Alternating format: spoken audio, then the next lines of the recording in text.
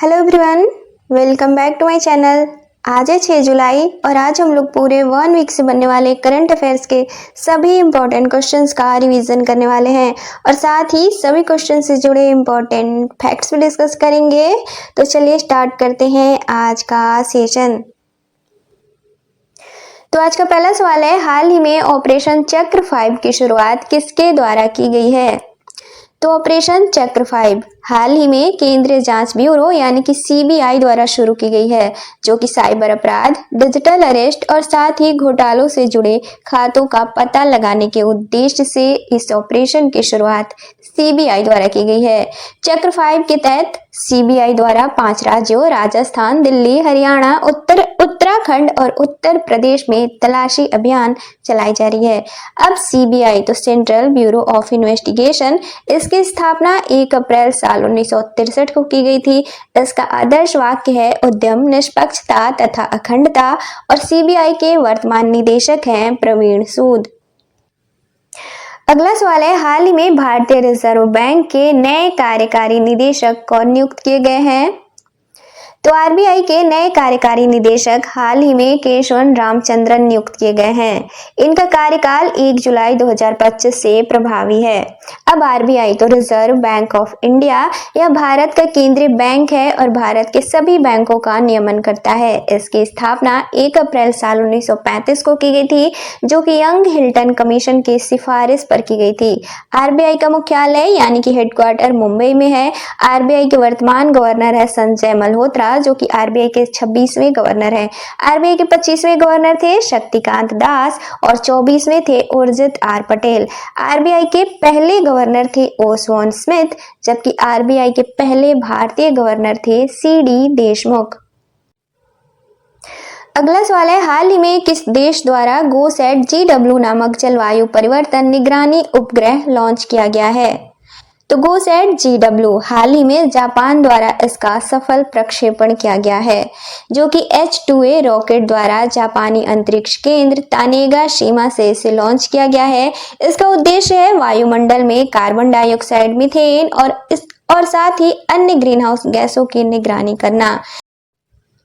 Rocket H2A की यह 50वीं और अंतिम उड़ान थी। अब GoSat GW इसका पूरा नाम है global observing satellite for green house gases and water cycle, green house गैसों और जल चक्र के लिए वैश्विक अवलोकन उपग्रह। अगला सवाल है, खबरों में मौजूद बनका चेरला परियोजना आंध्र प्रदेश और किस राज्य के बीच जल विवाद का कारण बना हुआ है? तो बनका चेरला परियोजना हाल ही में खबरों में रहा है। दरअसल आंध्र प्रदेश सरकार और तेलंगाना सरकार के बीच विवाद का मुख्य कारण बना हुआ है। अब बनका चेरला परियोजना है क्या? तो शॉर्ट में इसे समझते हैं। तो यह आंध्र प्रदेश सरकार द्वारा शुरू की गई सिंचाई परियोजना है। इसका उद्देश्य है रायलसीमा में सूखे की समस्या से निपटने के लिए गोदावरी नदी के अतिरिक्त पानी को एक स्थान से दूसरे स्थान तक ले जाना कृष्णा नदी के माध्यम से। अब विवाद की मुख्य वजह क्या है? तो दरअसल तेलंगाना सरकार का मानना है कि आंध्र प्रदेश सरकार द्वारा आंध्र प्रदेश पुनर्गठन अधिनियम 2014 का उल्लंघन किया गया है। कृष्णा नदी प्रबंधन बोर्ड, गोदावरी नदी प्रबंधन बोर्ड और केंद्रीय जल आयोग से मंजूरी भी नहीं ली गई है इस परियोजना के लिए। इस विवाद का मुख्य कारण एक यह भी है कि तेलंगाना का मानना है कि गोदावरी नदी के पानी पर निर्भर उसकी सिंचाई परियोजनाएं भी प्रभावित होंगी। अगला सवाल है, हॉकी इंडिया मास्टर्स कप 2025 में महिला वर्ग का खिताब किसने जीता है? तो हॉकी इंडिया मास्टर्स कप 2025 यह इसका पहला संस्करण था, जिसका आयोजन तमिलनाडु के चेन्नई में किया गया था। इसमें महिला वर्ग की विजेता टीम रही है एसोसिएशन ऑफ ओडिशा, जबकि उप विजेता टीम रही है पंजाब। पुरुष वर्ग में विजेता टीम रही है हॉकी यूनिट ऑफ तमिलनाडु, जबकि उप विजेता रही है महाराष्ट्र की टीम। अगला सवाल है, हाल ही में प्रगति की 48वीं बैठक की अध्यक्षता किसके द्वारा की गई है? तो प्रगति की 48वीं बैठक हाल ही में नई दिल्ली में आयोजित की गई थी, जिसकी अध्यक्षता भारतीय प्रधानमंत्री द्वारा की गई है। प्रगति का पूरा नाम है proactive governance and timely implementation. इसकी शुरुआत साल 2015 में की गई थी। यह एक ऐसा मंच है जिसके द्वारा प्रधानमंत्री सभी प्रमुख परियोजनाओं की समीक्षा करते हैं और साथ ही बाधाओं को वास्तविक समय में दूर करने के प्रयासों के तहत केंद्र और राज्य सरकारों के उच्च अधिकारियों से संपर्क करते हैं। अगला सवाल है, हाल ही में भारत के पहले हरित डेटा सेंटर का उद्घाटन कहाँ किया गया है? तो देश के पहले ग्रीन डेटा सेंटर का उद्घाटन मुख्यमंत्री योगी आदित्यनाथ द्वारा गाजियाबाद उत्तर प्रदेश में किया गया है। मेक इन इंडिया क्लाउड और पीपीपी मॉडल पर यह आधारित है। इसका उद्देश्य है देश की डेटा को देश में सुरक्षित रखना और बाहरी साइबर हमलों से बचाना। अगला सवाल है, हाल ही में रॉ के प्रमुख कौन नियुक्त किए गए हैं? तो हाल ही में पराग जैन रॉ के अगले प्रमुख नियुक्त किए गए हैं। इनका कार्यकाल 2 साल का है। यह साल 1989 बैच के आईपीएस अधिकारी हैं जो कि पंजाब कैडर से हैं। इन्होंने रवि सिन्हा की जगह ली है जो 30 जून को अपने पद से सेवानिवृत्त हुए हैं। अब रॉ तो रिसर्च एंड एनालिसिस विंग, अनुसंधान और विश्लेषण विंग। इसका गठन साल 1968 में किया गया था। यह भारत की विदेशी खुफिया एजेंसी है। दरअसल साल 1962 के चाइना युद्ध और साल 1965 के पाकिस्तान युद्ध के बाद भारत सरकार को एक ऐसी एजेंसी की जरूरत महसूस हुई जो विदेशों से खुफिया जानकारियां जुटा सके, तब इसका गठन किया गया था। अगला सवाल है, हाल ही में भारत सरकार द्वारा किस देश पर भूमि और समुद्री बंदरगाहों के माध्यम से जूट आयात पर प्रतिबंध लगा दिया गया है? तो हाल ही में भारत सरकार द्वारा बांग्लादेश से कुछ वस्तुओं के आयात पर प्रतिबंध लगाया गया है बंदरगाहों के माध्यम से। अब यह प्रतिबंधित उत्पाद कौन से हैं? तो इनमें शामिल है जूट, एकल सन्यान, जूट का एकल सन्यान, बुने हुए कपड़े, फ्लेक्स तथा जूट के बिना साफ किए हुए बुने हुए कपड़े इनमें शामिल हैं, जो कि मुंबई स्थित नवाज शेवा बंदरगाह को छोड़कर बाकी सभी समुद्री बंदरगाहों के से आयात पर प्रतिबंध लगाया गया है। इसका उद्देश्य क्या है? तो भारतीय जूट उद्योग को सस्ती और सब्सिडी युक्त आयातित जूट से हो रहे नुकसान से बचाना। यह प्रतिबंध 27 जून 2025 से प्रभावी है। अगला सवाल है, विश्व सुपर कबड्डी लीग के पहले संस्करण का आयोजन कहाँ किया जाएगा? तो विश्व सुपर कबड्डी लीग इसके पहले संस्करण का आयोजन फरवरी-मार्च 2026 में किया जाएगा। कहाँ किया जाएगा? तो दुबई में। इसमें 30 देश भाग लेंगे और अंतर्राष्ट्रीय कबड्डी महासंघ से मान्यता प्राप्त 8 टीमें इसमें हिस्सा लेंगी। अगला सवाल है, हाल ही में भारत की पहली यूपीआई संचालित बैंक शाखा किसके द्वारा शुरू की गई है? तो बेंगलुरु के कोरमंगला में भारत की पहली यूपीआई संचालित बैंक शाखा की शुरुआत स्लाइस द्वारा की गई है। स्लाइस भारतीय फिनटेक कंपनी है। इसके द्वारा नए क्रेडिट कार्ड यूजर्स को डिजिटली तरीके से सेवाएं प्रदान की जाती हैं। अगला सवाल है, हाल ही में प्रतिज्ञा योजना की शुरुआत किस राज्य या केंद्र शासित प्रदेश द्वारा की गई है? तो हाल ही में मुख्यमंत्री प्रतिज्ञा योजना की शुरुआत बिहार सरकार द्वारा की गई है, जो कि राज्य के 7 निश्चय 2 योजना के तहत इसकी शुरुआत की गई है। प्रतिज्ञा का पूरा नाम है promotion of readiness, awareness and technical insight for guiding youth advancement. इस योजना के तहत कौशल विकास प्रशिक्षण के लिए युवाओं को सहायता राशि प्रदान की जाएगी, जो कि 12वीं पास प्रशिक्षित युवाओं को 4000, आईटीआई डिप्लोमा पास युवाओं को 5000, स्नातकोत्तर पास इंटर्नशिप करने वाले युवाओं को मासिक 6000 रुपए की राशि, साथ ही 1 लाख राज्य के युवाओं को 2025-26 से 2030 से 31 तक अलग अलग संस्थानों में इंटर्नशिप कराई जाएगी। इसका मुख्य उद्देश्य है युवाओं को आत्मनिर्भर और रोजगारोन्मुखी बनाना।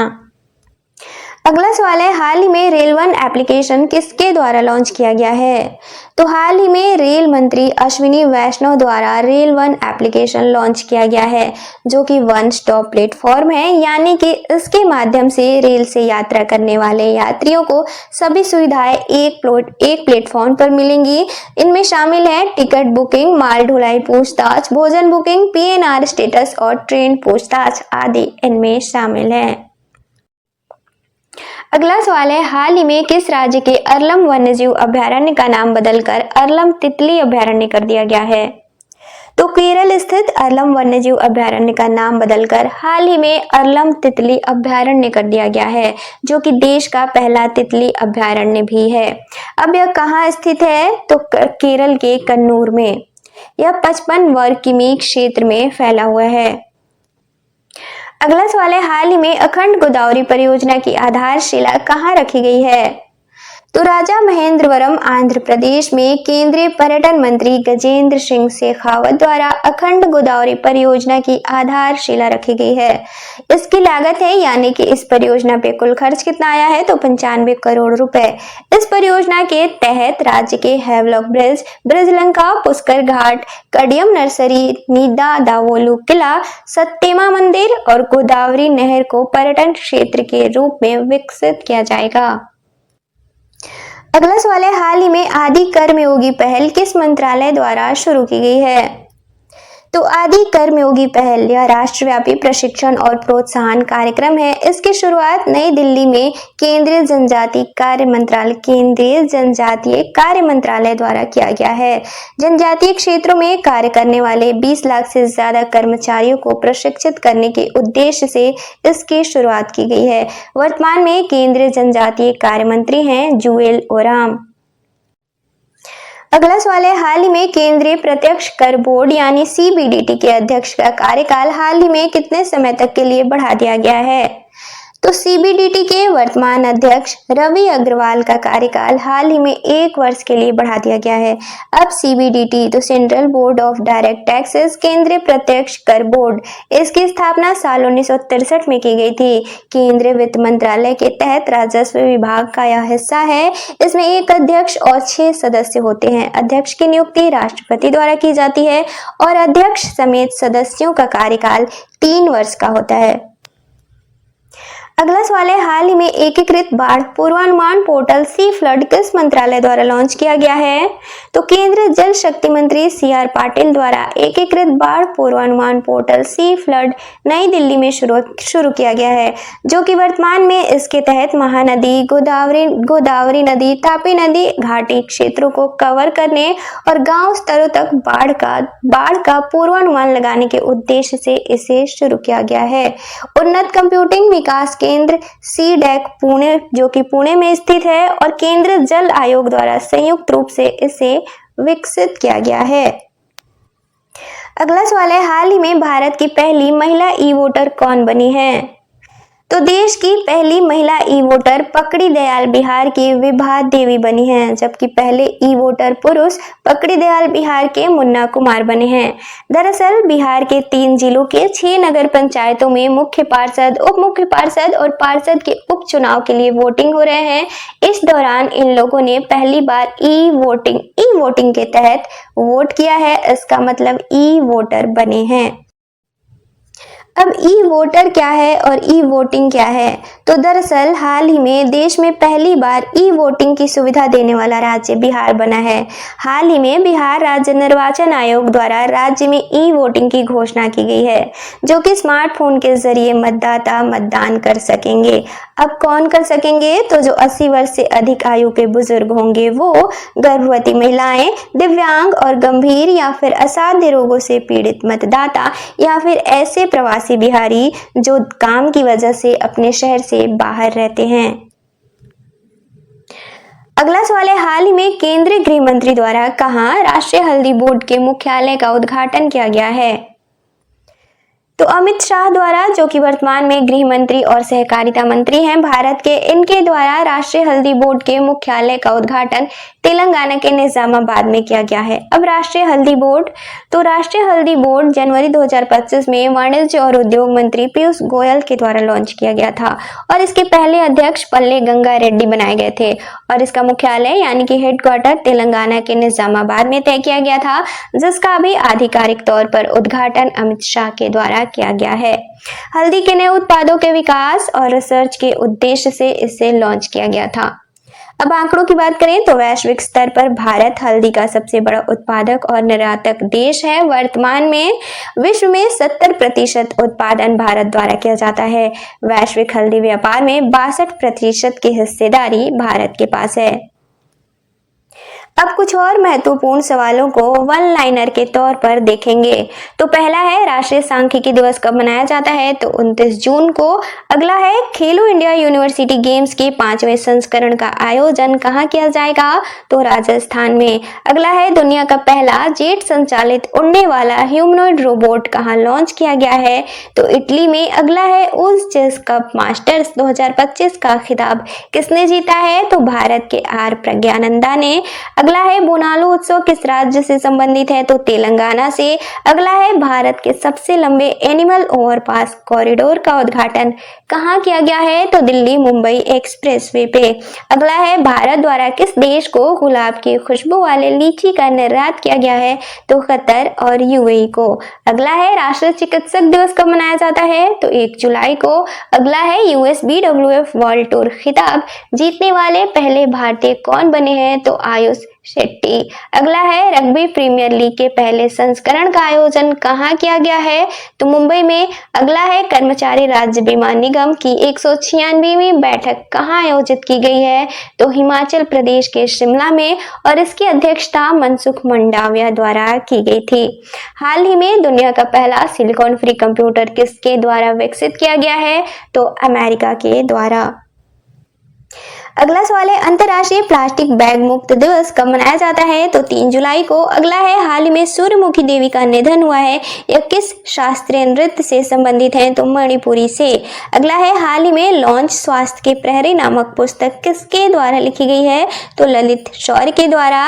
अगला है हाल ही में कटारा गामा इलासा महोत्सव कहाँ मनाया गया है, तो श्रीलंका में। अगला है अंडर 23 एशियन रेसलिंग चैंपियनशिप 2025 कहाँ आयोजित किया गया है, तो वियतनाम में। अगला है हाल ही में दुर्लभ एल्बिनो सूरजमुखी गिलहरी को पहली बार कहाँ देखा गया है, तो राजस्थान में। अगला है किस देश ने अंतर्राष्ट्रीय परमाणु ऊर्जा एजेंसी के साथ सहयोग को निलंबित कर दिया है, तो ईरान ने। अगला है विश्व पुलिस एवं अग्निशमन खेल 2029 का आयोजन किस राज्य में किया जाएगा, तो गुजरात में। अगला है एशियाई स्क्वैश चैंपियनशिप 2025 किस देश में आयोजित की गई है, जिसमें भारत ने सभी 3 स्वर्ण पदक जीते हैं, तो मलेशिया में। अगला है भारत की पहली एआई यातायात प्रबंधन प्रणाली परियोजना कहाँ शुरू की गई है, तो नई दिल्ली में।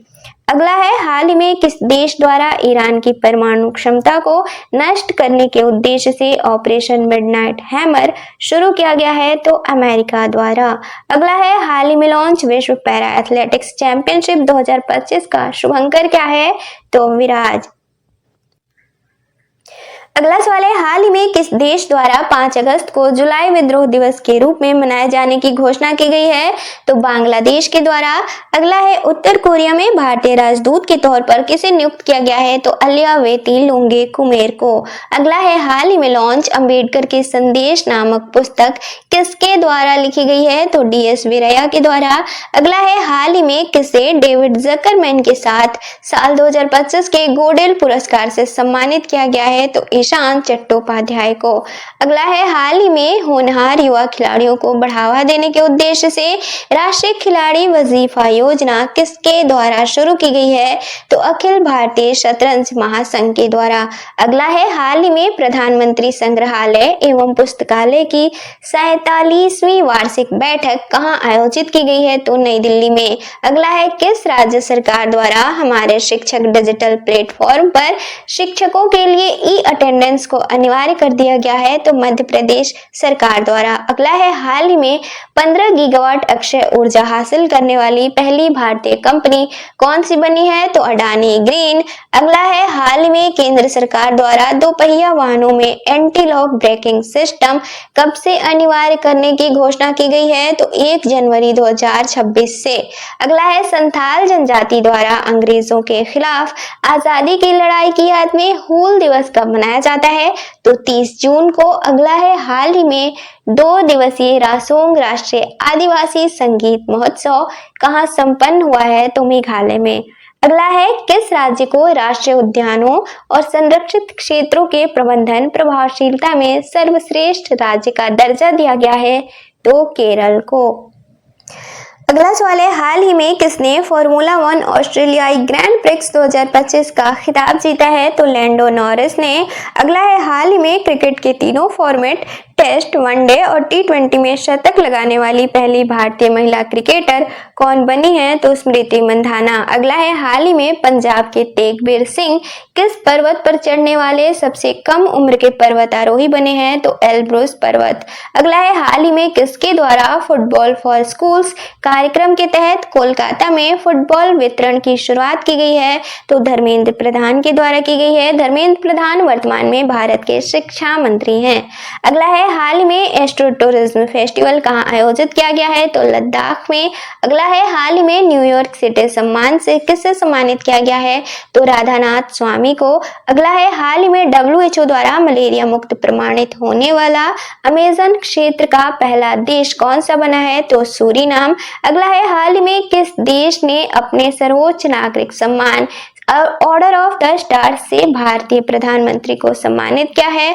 तो घाना द्वारा किया गया है। अगला है, हाल ही में मानसिक स्वास्थ्य पुरस्कार 2025 से किसे सम्मानित किया गया है? तो साइमा वाजिद को। अगला है, बेंगलुरु सिटी यूनिवर्सिटी का नाम बदलकर किसके नाम पर रखा गया है? तो पूर्व प्रधानमंत्री डॉक्टर मनमोहन सिंह के नाम पर। अगला है, केंद्र सरकार द्वारा राष्ट्रीय जन सहयोग एवं बाल विकास संस्थान का नाम बदलकर क्या रखा गया है? तो सावित्रीबाई फुले राष्ट्रीय महिला एवं बाल विकास संस्थान। अगला सवाल है, भारत में शहरी स्थानीय निकाय अध्यक्षों के पहले राष्ट्रीय सम्मेलन का आयोजन कहाँ किया गया है? तो हरियाणा के गुरुग्राम में। और आज के सेशन का लास्ट क्वेश्चन है, भारत का पहला लकड़ी का गुरुद्वारा कहाँ बनाया गया है? तो पंजाब में।